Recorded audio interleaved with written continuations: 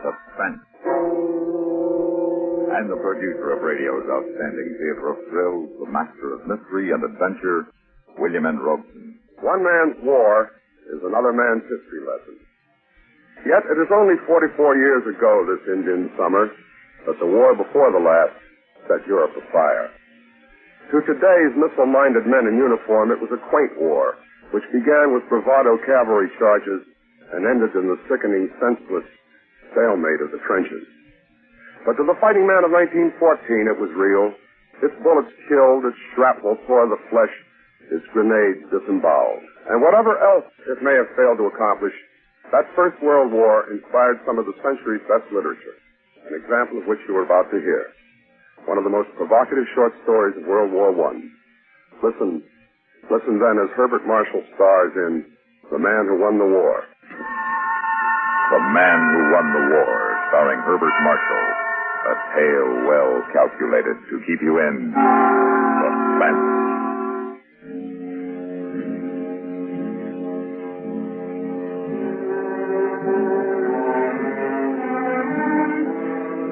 10 years is a long time in any man's life.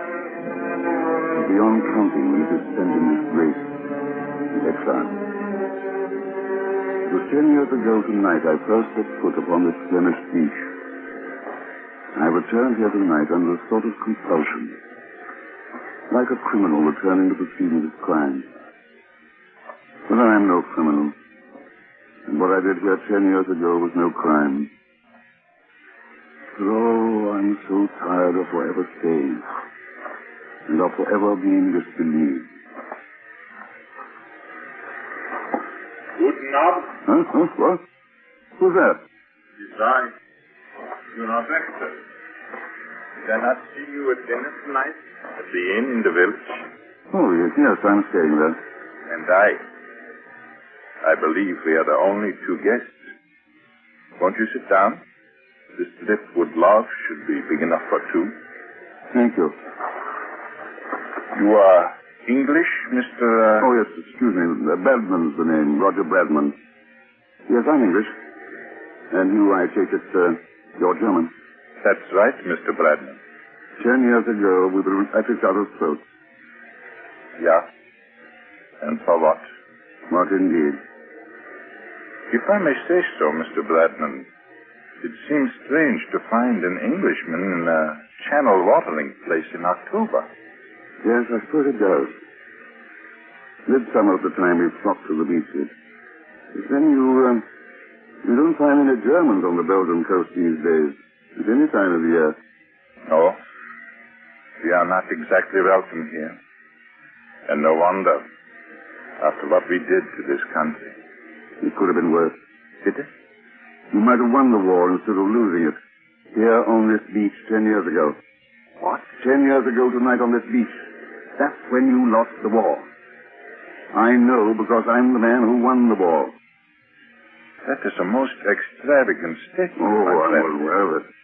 No one has ever believed it. No one. But it's true. Perhaps I would believe it. Would you? I might if I knew the details. Oh, you wouldn't be interested. No one is. I am very much interested. I can't for the life of me see why. Believe me, Herr Bradman, I would like very much to hear your story. Very well. You see, when the war began, I was placed in command of the destroyer Fire Drake, attached to Admiral Hood's battle forces, North Sea Patrol. On the night of October the 28th, 1914, the Fire Drake was cruising up the Belgian coast to join the main fleet. We had taken aboard some extra shells and ammunition at Plymouth, along with several cases of Scotch whiskey, since the fleet was looking forward to extended action. And I'm afraid those cases were uppermost in our minds that night as we sat around the wardroom after dinner. I say, Commander, what brand of whiskey did ship's supplies put aboard? No, I didn't think of looking. I did. Cameroon Highlander, it said on the boxes. And a very bonny brogue, too. That wouldn't be a hint, would it, Mr. Gilliam? Oh, no, sir. But it is nippy on deck tonight. Do you concur, Mr. Ainsley? Yes, indeed, sir. The wind's got a bite to it. Man could catch himself a nasty cold out there tonight. Very well, you scoundrel. Hopper, Aye, sir. Go down to the storeroom and break out a bottle of that whiskey we took aboard this afternoon. Aye, sir. Any news on the fighting front in Flanders, sir? What there is all bad. Our forces have a handful in the center. On the right, the French are just barely holding. But the real danger is right off there, to starboard. How's that, sir? The left flank, the Belgian sector. Von Kluck's Third Army is pressing hard. If he breaks through the Belgian line, you can write off France. The Kaiser will be in Paris in a week. Oh, here's Hopper with our weed drop. You needn't have bought the whole case, Hopper. I wanted you to see it, sir. I opened 4 of them, and the contents are all the same. Yes, I was right. It says Cameron Highlander on the box. Yeah, yes, sir, but the contents are not Cameron Islander whiskey. They're Cameron Islander uniforms. What? Yes, sir. See? Here's the kilt, and the Glengarries, and the sporrans. Where's the whiskey? Well, as near as I can make out, there ain't any, sir. But what I'd say is that them boxes contain nearly 200 Scotch Islander uniforms. I'm afraid this will be a dry voyage, gentlemen. So what shall I do with these boxes, sir? We'll stow them out of the way until we make port again. Aye, sir. There's the speaking tube, sir. Mr. Tweddle requests the captain come to the bridge. Acknowledge, will you please, Mr. Gilliam? Yes, sir. Now, what kind of trouble do you suppose Tweddle's run into? Coming along, Ainsley? Might as well. Can't bring kilts from Glengarry.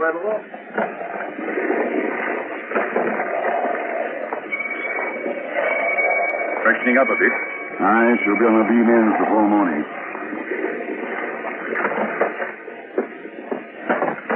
Yes, Mr. Tweddle? Thought you wanted to see this, sir. Well, Look, there on our starboard quarter, a tiny light. yes, I see it. Yeah, take a look through the night glasses. Flashing on and off. That's right. And according to my reckoning, we're off the mouth of the Yser River. Now, if you look at this chart, you'll see that there are no lighthouses along this stretch of coast. Yet there is a flashing light where no light ought to be. Perhaps it's a signal of some sort, sir. Undoubtedly, but whose? Well, the Germans can't have advanced so far. How can you be sure, Mr. Ainsley? Wait a minute. That light's flashing a message in Morse code. Huh? G-R-O-G. G-R-O-G. Quartermaster, Aye, sir. change course to 110. Change course to 110, aye, sir. Now steering 110. What are you going to do, sir? Take a closer look. But, sir, this might be a trap. Yes, it might. But don't you recognize the code word, grog, Mr. Tweddle? No, sir. You were never a midshipman in the Royal Navy, were you, Mr. Tweddle? No, sir. My apprenticeship was in the merchant service. Then, of course, grog wouldn't mean anything to you. I don't understand, sir. Well, Mr. Tweddle, G-R-O-G is a midshipman's joke. It means good rum on goose days. Well, I don't understand, so when is Goose Day? That's the joke, Mr. Tweddle. Goose day never comes. Juvenile, I admit, but fascinatingly esoteric when you're 14 years old. Why would anybody be sending a midshipman code word from the coast of Belgium in the middle of a war? That, Mr. Ainsley, is what we're going to find out. Be good enough to kick off a landing party. Aye, sir. Number 2 power launch. We shall go ashore in 10 minutes. But, Captain... You have your orders, Mr. Ainsley. Aye, sir. You can't be serious, Captain. I am, Mr. Tweddle. But this might be a trap. We have no way of knowing whether the Germans have advanced beyond this point or not. Yes, it might be a trap. Or it might be some poor beggar trying to escape the advance. It's worth looking into. But suppose it is a trap. Now, don't you worry, Mr. Tweddle. I'm not asking you to go ashore. I'm leading the landing party myself. It is not a matter of fear, sir. Naturally. One of caution. Of course. How speed ahead? Speed ahead, sir. The fleet orders clearly state. I'm quite aware of the contents of the fleet orders. And they state that elements of the Royal Navy are to give all possible aid and assistance to shore positions. They also limit such aid to ships of the class of the Mercy and the Severn. Very true, Mr. Tweddle. We'll stretch the limits of that portion of the orders a little, shall we? Furthermore, we are under specific orders to rendezvous with the flagship at dawn. Then we may be a little late. Sir, I protest. Mr. Tweddle, apparently things are different on the merchant service. But in His Majesty's fighting ships, an executive officer does not protest to his commander. You will heave to and drop anchor. If I have not returned within an hour, you will proceed to the fleet rendezvous. Is that clear? Yes, sir. Carry on.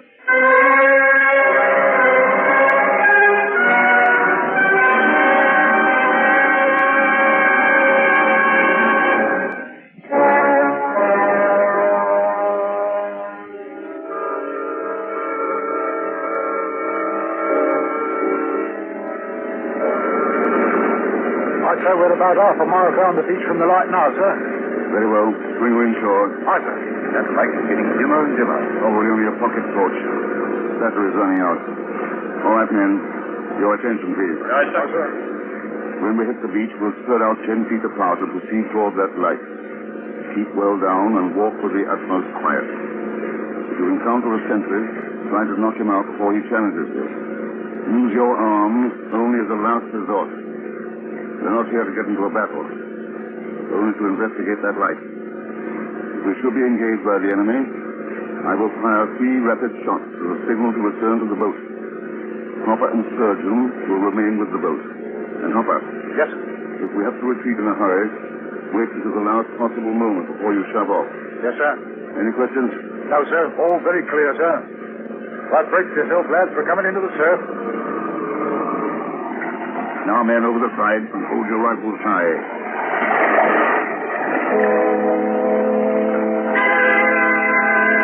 Not 100 yards from where we landed, we encountered a German sentry. He was asleep, poor beggar. And so as he figured no one would be around the sand dunes in the middle of the night, he undoubtedly done in. He was sitting on a log, and he'd taken off his boots, 30 or 18 feet in the cool sand. I'm afraid he wasn't a very careful example of the German military machine that night. For with no trouble at all, Mr. Ainsley and I crept up on him and had him bound and gagged before he was quite awake. There we are. I don't think he'll give us any trouble now, sir. I shall think not. Now, my friend, bleiben Sie ruhig und Ihnen wird nichts passieren. You'll take him along, Mr. Ainsley. Aye, sir. Margaret, Sir? put on this fellow's spiked helmet and remain at his post. If a relief sentry appears, take care of him. But no shooting unless absolutely necessary. Yes, sir. Let's get a move on, men.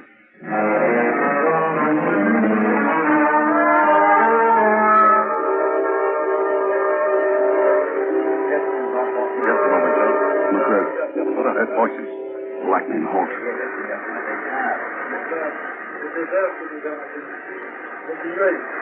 They're speaking French.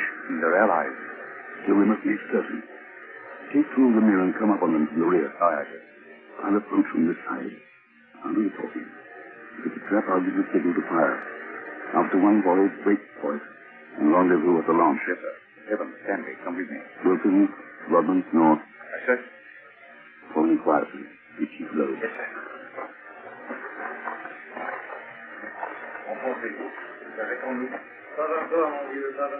Allô? Que faites-vous là? Qu'est-ce qui se passe?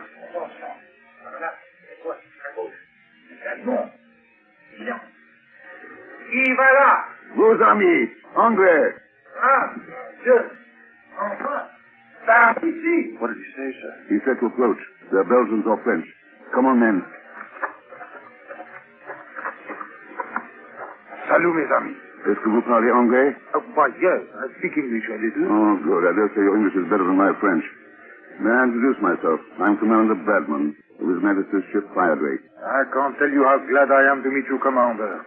I am Major de Lesseps of the South Belgian Dragoons. You see, Lieutenant Chapotin. Enchanté, Monsieur Commandant. And here's one of my officers, Lieutenant Ainsley. Good evening, gentlemen. Sir. And who is this who's bound and gagged? Oh, an enemy sentry we picked up on the way. You can have him. Thank you. We saw your light from the ship. Whatever made you flash the word grog?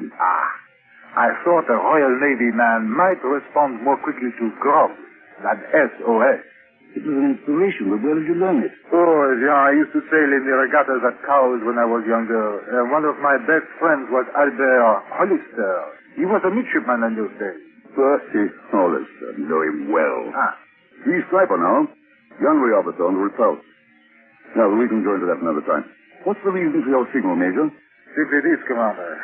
We are in trouble, serious trouble. We have been pushed back day after day until our men are completely exhausted. Our orders are to make a stand here at the Isère River, long enough to give the sappers time to blow the dikes. Once the dikes are broken, the river should stop the enemy. How long will it take to blow the dikes? We must hold the line until sundown, roughly 18 hours. And you can't do that. I seriously doubt it, Commander. We have appealed to your army for help, but it is completely engaged on our right and can send us no reinforcements. The French are too far south, and they have their hands full, too. Now, it was my suggestion that tonight start meeting to seek help from the sea, as it's our last chance. Well, what do you want us to do? Stand by us and bring your guns to bear on the enemy's advance. But we're only a destroyer, Major. We haven't enough firepower to do any good whatsoever. And we haven't the range for offshore bombardment. Then we are finished.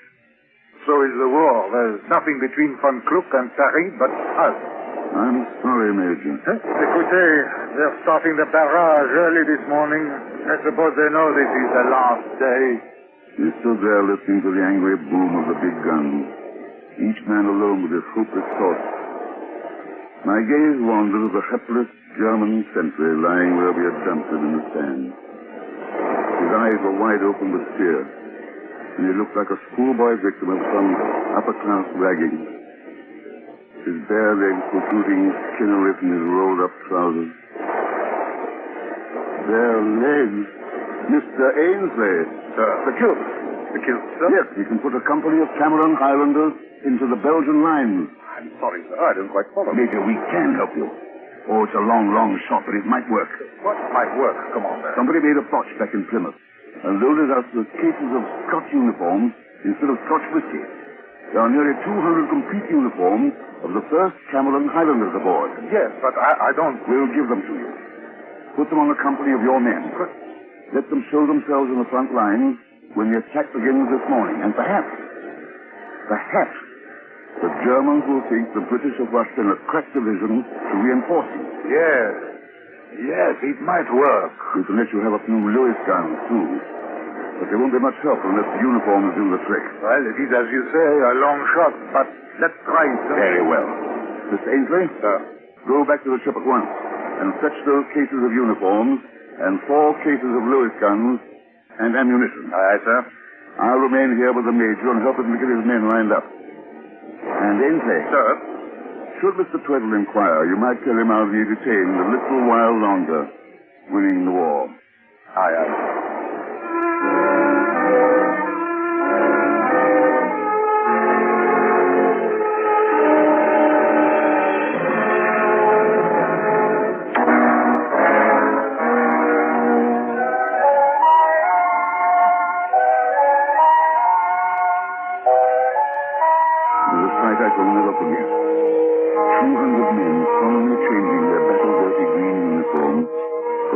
Kilts and tartans in the pale light of the city moon. Everything was done with the utmost respect and intention. And it seemed to me that the bright clads put new energy as well as hope in the battle-weary Belgians. They look like the real thing, don't they? They certainly do. Do I believe it will work? I'm sure it will. Oh, I nearly forgot, sir. What, Agent? Mr. Tweddle asked me to tell you the flagship has been trying to reach you on the wireless. What do they want? Mr. Tweddle didn't say, sir. Well, they'll have to wait till the business is finished. Mr. Tweddle said he'd reply, sir. Oh, very well, then. Well, Commander, that's the last of them. 1,000 thanks, sir. Not at all. Scott Kilts are precious little use to a ship full of sailors. But they made a return for you this morning. I feel sure they will. Well, we must be on our way. Less than an hour till daybreak. Goodbye, Major. Goodbye, Commander. You must look me up after the war. Always reach me at the Navy Club in James's Square. Thank you, sir. I'll do that. Au revoir.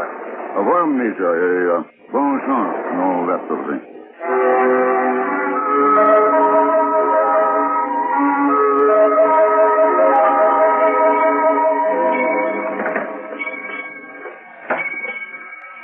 Well, Mr. Tweddle, I think we can get underway now. Finished with your visit ashore, sir? It's scarcely a social call, Mr. Tweddle. I think it may have been of some help to our allies this morning. Of course, sir. The flagship's been trying to reach you, sir. Oh, yes, Mr. Ainsley said something. I signaled them that you'd gone ashore. Oh, you did? That must have intrigued them. Well, I shouldn't say they were pleased. I just received this reply from them. Mm-hmm. As senior officer present aboard, you are ordered to take command of Firedrake and proceed to fleet rendezvous immediately. Well, that's a neat double cross, Mr. Tweddle. I'm sorry, Mr. Bradman, but my responsibility is to the ship on which I serve. Yes, I can see that it is. However, since you are once more aboard... Oh, no, Mr. Tweddle. You have your orders from the flag. Follow them. Meddling rule-book sailor, his captious wireless message had made an unnecessary embarrassment for me. But I had no doubt that my explanation of the night's work would fully satisfy the Admiral. So let Mr. Tweddle have his little moment of triumphant command.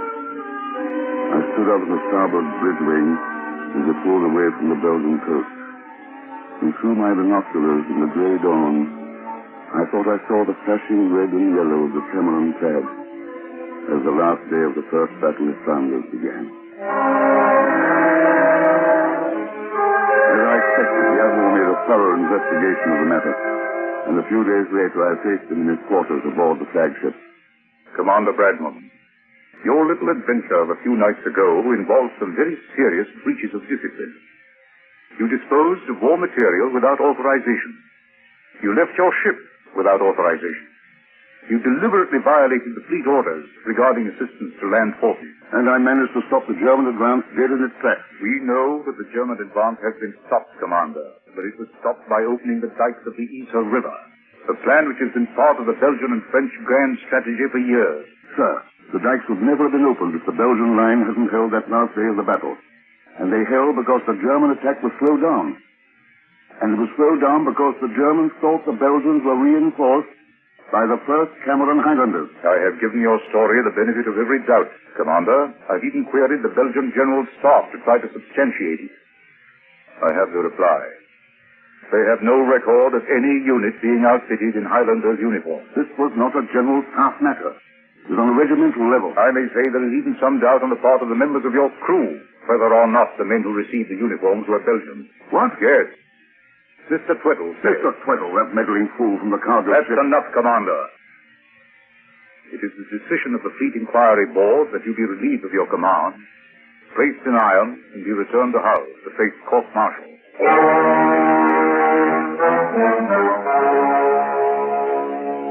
Well, that was all there is to tell, Herr Bexel. The court-martial at Hull sustained the Board of Inquiry's decision, and I spent the rest of the war in prison. Afterwards, I naturally had to leave England. And wherever I went, sooner or later, Vancouver, Singapore, Melbourne, the story, their story, followed me. Sooner or later, some ex-Navy man would turn up to recognize me, and I would have to move on. And that's the way it's been since. Moving. Moving, always moving. Until at last I was compelled to return to this very spot where it all happened. Why, I don't know. I know. You do? Yes. To find someone who believes you are the man who won the war. Do you believe it? Yes. You see, I too have been compelled to return here tonight. You? Why? Because I am the man who lost the war. What? Yes. I am the German sentry you found asleep at his post. Then there was nothing more to say. Nothing to say. He turned and walked slowly back along the beach toward the sleeping town. I suppose the two's loneliest name on earth.